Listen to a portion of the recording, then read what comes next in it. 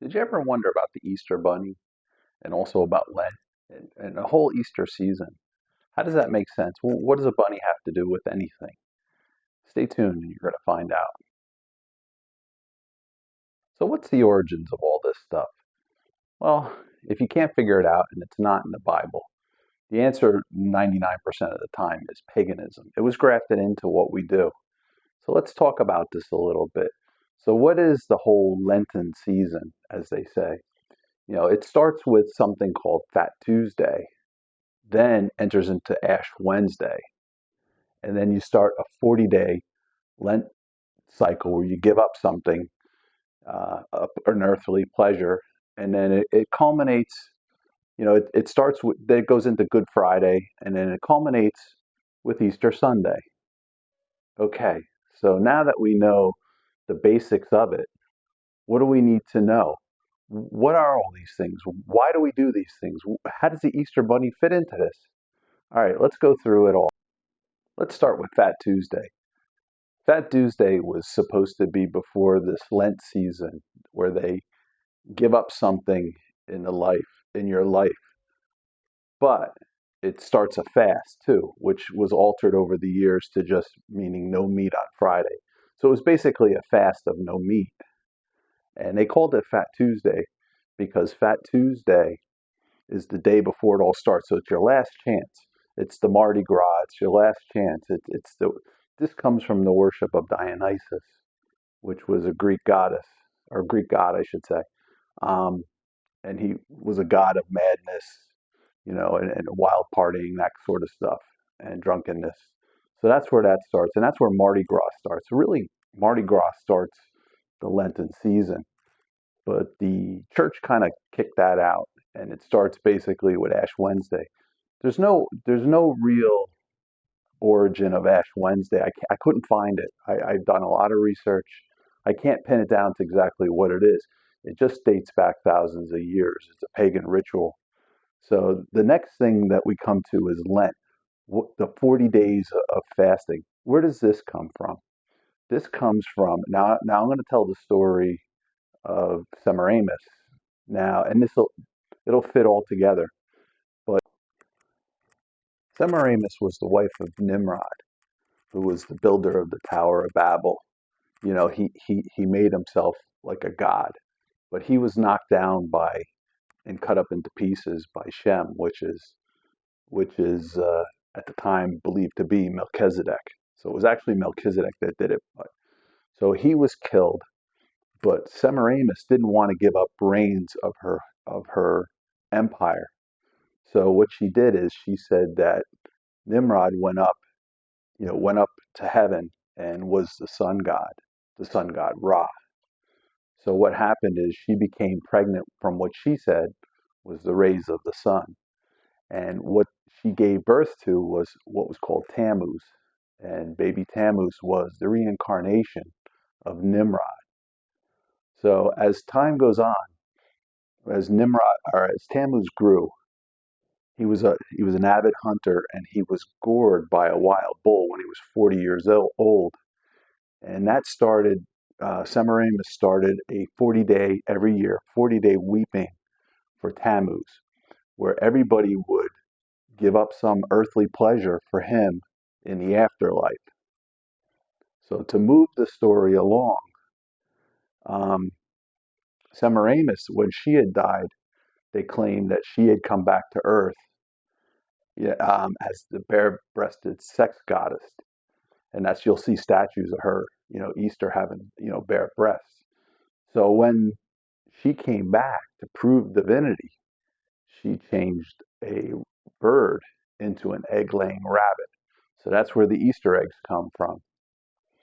Then what happens is, at the end of the 40 days of fasting for Tammuz and giving up for Tammuz comes Ishtar Sunday, which we call Easter Sunday.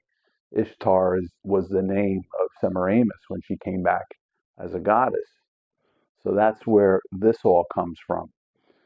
So now let's get into the Easter eggs. We got to focus in on Tammuz. So what happens with Tammuz is that every year the priests impregnate virgins on the altar of Tammuz, and a year later they take the 3-month-old babies and they sacrifice them, and they dip the eggs of Easter in the blood to turn them red. So Easter eggs are really, red, not any other color. Like, so now, how did this all get into the church? How did we get this inherited to us? All right. I want to talk about Flavius Constantinus, who was emperor for about 30 years at the very beginning of the 4th century. He reigned, and he had tried to snuff out Christianity. And what he ended up doing was adopting Christianity to take it over. And he merged from Christianity all the pagan stuff that the Romans had already been doing. So if you know, like when the Romans conquered somebody, they would take back their idols and they would put it in the Pantheon, which is a circular place where you could go in and see all the idols. I think you still can see them today if you go to Rome. And when they conquered them and moved everything together, they have all these priests, the priests of the different gods that they had conquered. For instance, like Dagon, which is important to our story here, because Dagon was a Philistine god and he was a fish god. And I'll put up a picture here of what the priest of Dagon looks like. So now if you look at his hat, it's a mitered hat. So when you see it from the side, wait a minute, that's not him. Wait. Okay. When you see him from the side, you look, he has a cape that looks like scales, and he has a hat that looks like a fish head, a fish mouth. So this is where Dagon, and Dagon was always worshipped on Friday. So if you look at our Lenten season, what are we supposed to eat on Friday? We're allowed to eat fish. They push you kind of into eating fish. So everybody eats fish on Friday. Okay, so now we know where the fish on Friday comes from. So now let's continue to see how this is merged in from from Constantine and the Roman end of our religion. So here's what's supposed to happen. On Good Friday, Jesus was supposed to was to be killed, and then he was awakened and resurrected on Sunday, which we know is not true because Jesus wouldn't be resurrected on Easter Sunday. Ishtar, why would he do that on her day? But also, if you remember from Matthew 12:39, that the only sign that Jesus is God, the sign of Jonah, where Jonah was 3 days and 3 nights in the fish, and Jesus was 3 days and 3 nights in the heart of the earth. So there's no way Jesus could have died on Friday and got up on Sunday. It doesn't work. So now that we know this kind of twisting of our story, let me add another layer to this. We know that Jesus died the day before Passover. Well, Easter each year is chosen not based on Passover. It has nothing to do with Passover with our religious systems. If you look at last year, 2024, because if you saw my time video and I talked about the biblical calendar, there was a full month from Easter to Passover. So I mean, we weren't even within a month of the true death of Jesus, but yet we all acted like it was a month earlier because we're not paying attention. This stuff, it's fed to us. Let's talk about Jesus 8:14, but actually I'm going to start in 8:13. But the meat is really in 14. He said unto me, Turn ye again, and thou shalt see greater abominations than they do. And he brought me into the door of the gate of the Lord's house, which was towards the north, and said, Behold, there are women sat weeping for Tammuz. Okay, so these things are biblical. So if you look at Ezekiel's vision that he was shown, that he wrote about, God's telling him, look at these abominations. They're weeping for Tammuz. And it's the same thing. If you go to Jeremiah 44, throughout Jeremiah 44, they talk about pouring out, or they talk about offerings for the Queen of Heaven. Now, the Queen of Heaven is Ishtar. She's considered the Queen of Heaven. So if you look in the book of Ezekiel, when he's talking about all this stuff, this is what got the Jews kicked out of the land. This was sort of the final straw. The men in the holy area looking at the sun with their backs to the temple, and the women weeping for Tammuz and pouring out drink offerings for the Queen of Heaven. All this stuff got them booted out. So let me ask you this: if it got them booted out of the land, how is this good for us? It's not. You got to put these things aside. And here I want to get into to Jeremiah 16:19.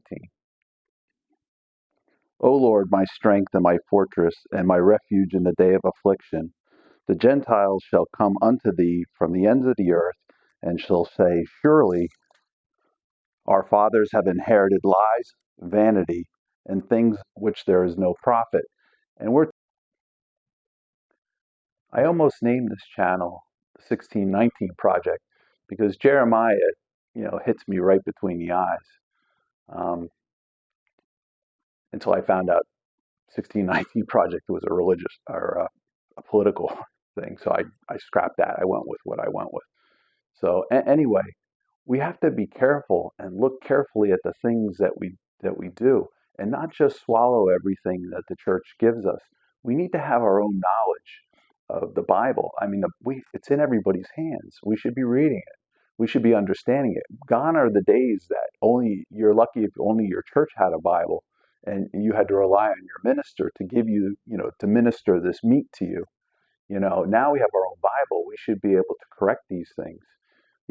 All these pagan religions, I don't observe. I don't observe Easter, Lent, any of this.